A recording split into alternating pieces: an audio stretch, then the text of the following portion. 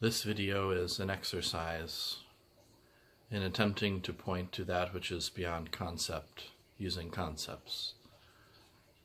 An attempt to point to non-duality using language that is based on duality. I am not an expert on any of the things I'm talking about, and I'm certainly not any sort of master or enlightened person. But as I continue my own practice of going inward and attempting to remain focused on oneness, on peace and love and joy,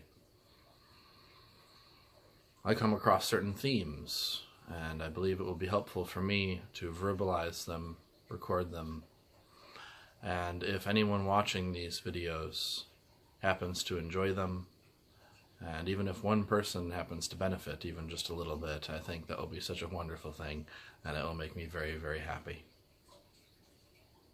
So I've decided to share them.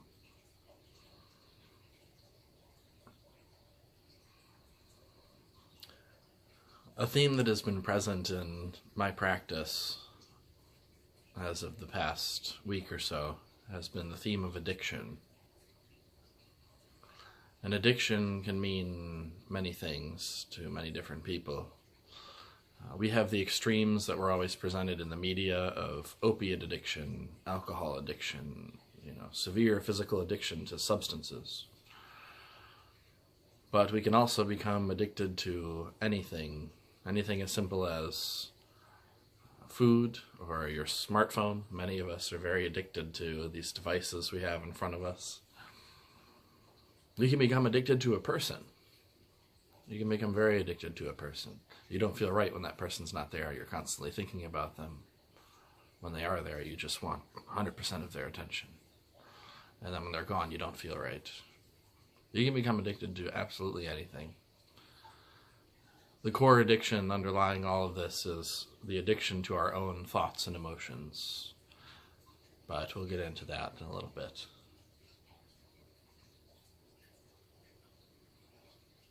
So I'm going to briefly touch on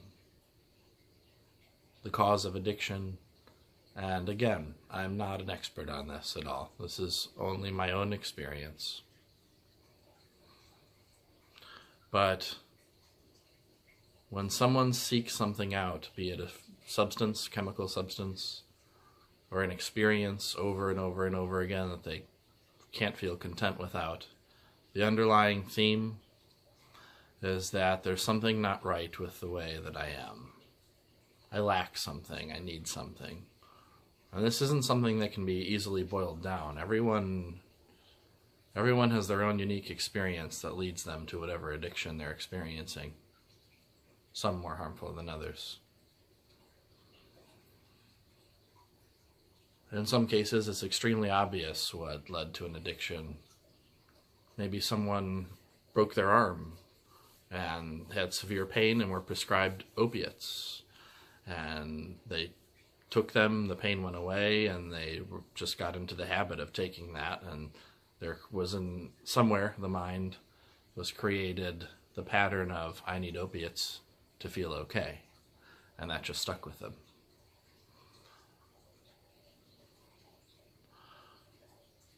For some people, it may be less obvious. Maybe the person lives a very seemingly happy life. They've got the perfect job, they're in no physical pain, perfect health, they've got a loving family and friends around them supporting them, but still they seek something out. Why? Because they are not content with simply being. They've not discovered that we are all naturally content with being. The mind is in the way.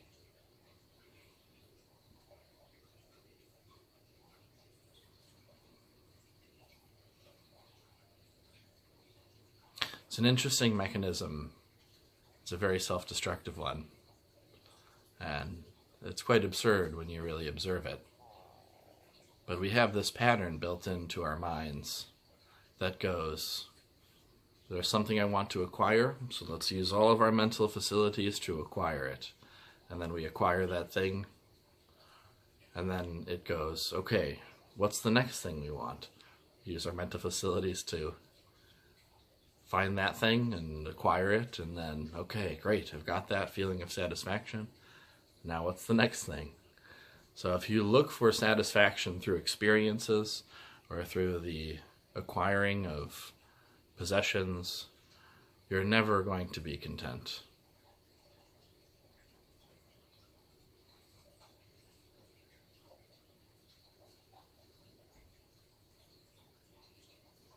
And in the day-to-day lives of people, you see it. People aren't comfortable just being. Take any person, put them in a room, alone by themselves, with nothing to do. That person may take a nap, but if they're just sitting there awake, and they've got nothing to do, no stimulus around them, they become very uncomfortable very quickly, especially without their smartphones.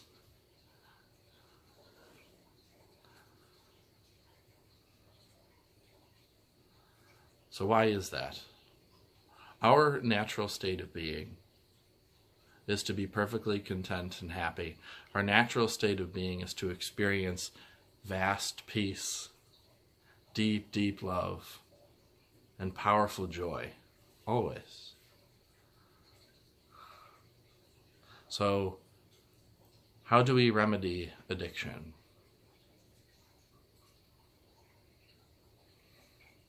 When you first begin on this path, it's seemingly very difficult. But in truth, it's one of the simplest things you could do. Bring awareness into your existence. Become aware of the things flowing through your field. Become aware of your thoughts, become aware of your emotions. And that may sound like a strange thing. You may think, well, of course I'm aware of my thoughts and my emotions. I have them all the time. But can you step back and act as the observer of your thoughts and emotions? Can you truly witness them? And it would seem for a moment that I'm saying there's a separation here.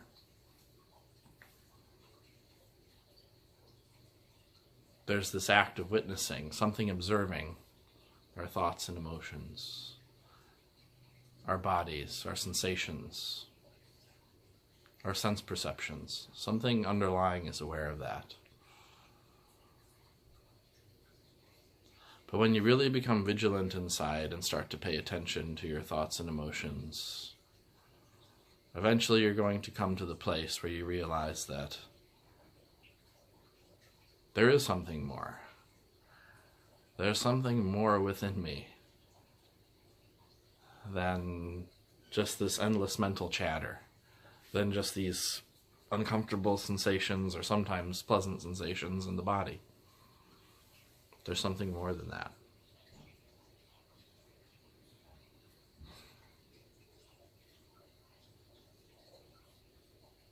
And in this practice of beginning to observe what's going on internally, you come to the point where that which observes sort of turns back on itself.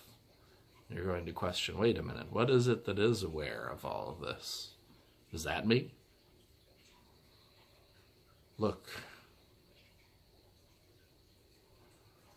And you'll begin to have experiences where the mind becomes quiet, the emotions settle down. And in that space where the mind is no longer pulling all of your attention into it, that energy that would have gone into creating useless thoughts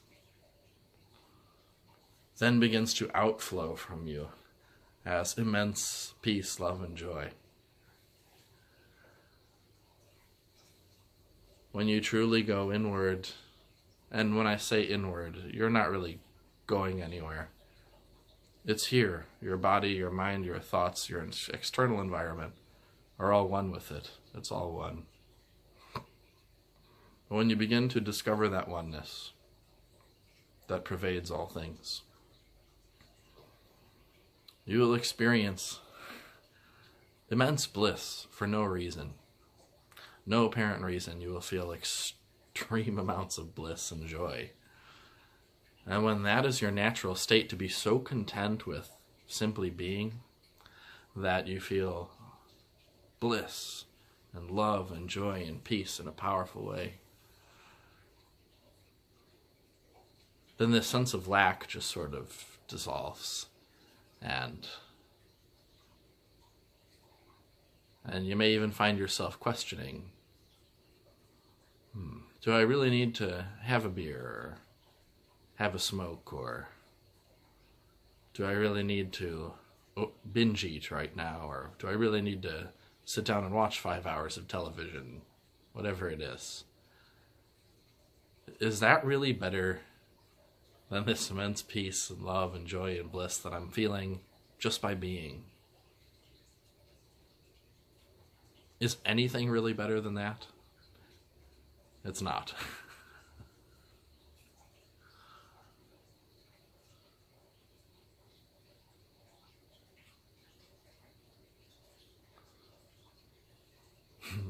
So I guess what I'm saying is that in order to free yourself from addiction, all you have to do is become enlightened. No. In order to begin to free ourselves from addiction, we're embarking on an endeavor to free ourselves from identification with our own minds, with our own thoughts, with our own emotions, with our bodies.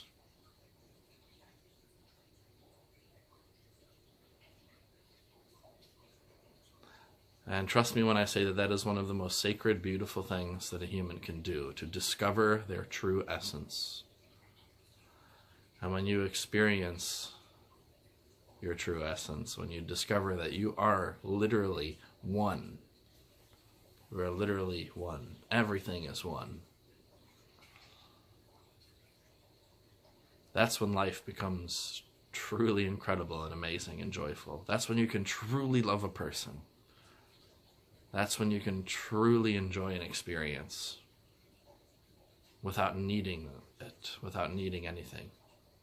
You can truly love, truly experience joy.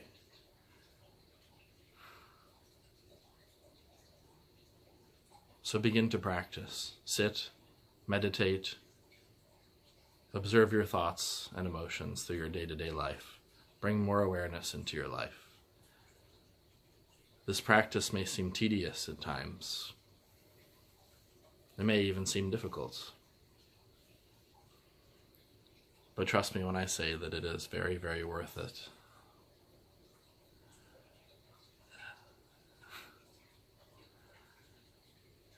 You can experience more peace, love, and joy, and bliss, and happiness than you ever thought possible.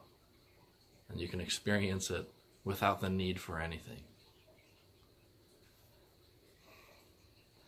Thank you for watching. If you've made it to the end with me, I thank you, and I invite you to take just a short moment to be present here in the moment and to focus on oneness, to focus inward.